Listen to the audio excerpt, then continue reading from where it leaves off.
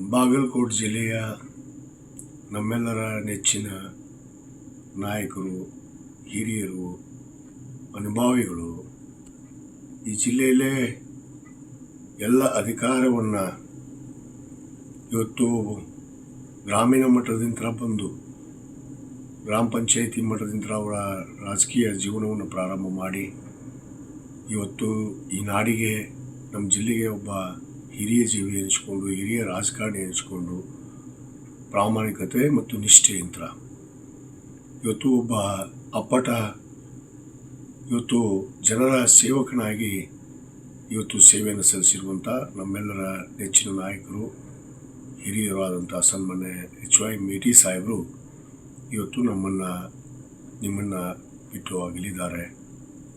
ಆದರೆ ಅವರ ಆತ್ಮ ಶಾಶ್ವತವಾಗಿ ನಮ್ಮೊಡನೆ ಇದೆ ಅನ್ನೋದನ್ನು ನಾನು ಈ ಸಂದರ್ಭದಲ್ಲಿ ತಿಳಿಸ್ತಾ, 1989ರಲ್ಲಿ ಅವರು ಪ್ರಥಮ ಬಾರಿಗೆ ವಿಧಾನಸಭೆಗೆ ಇವತ್ತು ಶಾಸಕರಾಗಿ ಬಂದು ಅಲ್ಲಿಂದ ಇವತ್ತಿನವರೆಗೂ ಕೂಡ ಅತ್ಯಂತ ಜನರ ಒಡನೆ ಭಾಳ ಸರಳ ಸಜ್ಜನಿಕೆ ವ್ಯಕ್ತಿ.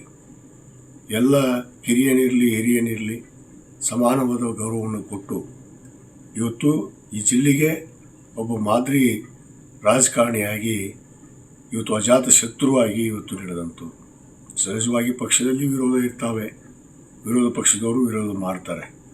ಆದರೆ ಯಾರಿಗೂ ಕೂಡ ವಿರೋಧವನ್ನು ಬಯಸಿದಂಥ ಒಬ್ಬ ಹಿರಿಯ ಜೀವಿ ಅಂದರೆ ಅದು HY ಮೇಟಿಯವರು. ಇವತ್ತು ಬಾಗಲಕೋಟೆ ಜಿಲ್ಲೆ ಶಾಸಕರಾದ ಮೇಲೆ 13ರಲ್ಲಿ ಕೂಡ ನಾನು ಪ್ರಥಮ ಬಾರಿಗೆ ಶಾಸಕನಾದೆ. ಒಬ್ಬ ಹಿರಿಯರಾದರೂ ಕೂಡ ನಮ್ಮ ತಂದೆಯವರ ಜೊತೆಗೆ ಶಾಸಕರಾದಂಥವ್ರು 1989ರಲ್ಲಿ. ಆವತ್ತಿನ ನಂತರ ಅವರು JDS ಅಲ್ಲಿದ್ದರು, ನಮ್ಮ ತಂದೆಯವರು ಕಾಂಗ್ರೆಸ್ಸಲ್ಲಿದ್ದರೂ ಕೂಡ ಭಾಳ ನಮ್ಮ ತಂದೆಯವರ ಜೊತೆಗೆ ಒಂದು ಹತ್ತಿರದ ಸಂಬಂಧ, ಅವಿನಾಭಾವ ಸಂಬಂಧ ಇಟ್ಕೊಂಡಂಥವ್ರು. ಅವರನ್ನು ನಾನು ಬಾಲ್ಯದಿಂದ ನೋಡಿದ್ದೆ. ಆದರೆ ನಾನೊಮ್ಮೆ ಶಾಸಕನಾದಾಗ ನಿಜವಾಗ್ಲೂ ನಾನು ಶಾಸಕನಾದ ಕೂಡ ಅವರು ನನಗೆ ಭಾಳಷ್ಟು ಸಹಾಯವನ್ನು ಮಾಡಿದರು, ಮಾರ್ಗದರ್ಶನವನ್ನು ನೀಡಿದರು.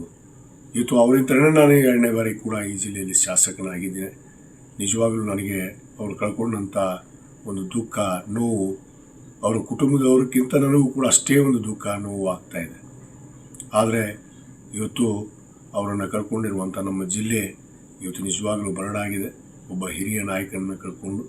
ಆದರೆ ಅವರ ಆತ್ಮ ನಮ್ಮೊಡನೆ ಇದೆ, ನಮ್ಮೊಡನೆ ಇರುತ್ತೆ ಅನ್ನೋ ಒಂದು ಭರವಸೆಯನ್ನು ನಾನು ಈ ಸಂದರ್ಭದಲ್ಲಿ ವ್ಯಕ್ತಪಡಿಸಿ, ಇವತ್ತು ಅಭಿವೃದ್ಧಿ ದಿಶೆಯಲ್ಲಿ ಕೂಡ ಇವತ್ತು ಬಾಗಲಕೋಟೆಗೆ ಮೆಡಿಕಲ್ ಕಾಲೇಜನ್ನು ಆಗಲೇಬೇಕು ಅಂತೇಳಿ ನಮ್ಮ ನಾಯಕರು, ನೆಚ್ಚಿನ ಮುಖ್ಯಮಂತ್ರಿಗಳಂಥ ಸಿದ್ದರಾಮಯ್ಯ ಸಾಹೇಬ್ರ ಹತ್ರ ಇವತ್ತು ಕಳಕಳಿಯಿಂದ ಆ ಒಂದು ಮೆಡಿಕಲ್ ಕಾಲೇಜನ್ನು ಮಂಜೂರಾತಿ ಮಾಡಿಸಿದರು.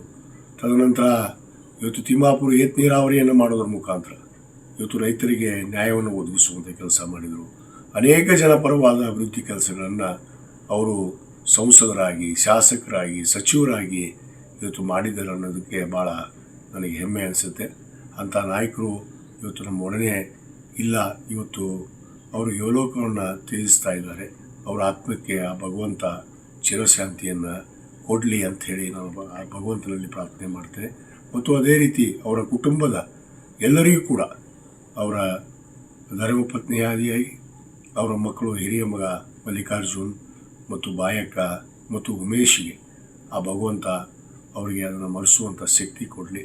ಅವರು ಮುಂದೆ ಈ ರಾಜಕೀಯ ಜೀವನದಲ್ಲಿ ಗುರುತಿಸ್ಕೊಂಡು ಇವತ್ತು ತಂದೆ ಹಾಗೆ ಮುಂದೆ ನಡೆಯುವಂಥ ಒಂದು ಶಕ್ತಿಯನ್ನು ಕೂಡ ಭಗವಂತ ಪ್ರಾಪ್ತಿ ಮಾಡಲಿ ಅಂಥೇಳಿ ಈ ಸಂದರ್ಭದಲ್ಲಿ ನಾನು ಆ ಭಗವಂತನಲ್ಲಿ ಪ್ರಾರ್ಥನೆ ಮಾಡ್ತೇನೆ. ಅವರ ಆತ್ಮಕ್ಕೆ ಚಿರಶಾಂತಿಯನ್ನು ಭಗವಂತ ಕೊಡಲಿ ಅಂಥೇಳಿ ನಾನು ಪ್ರಾರ್ಥನೆ ಮಾಡ್ತೇನೆ.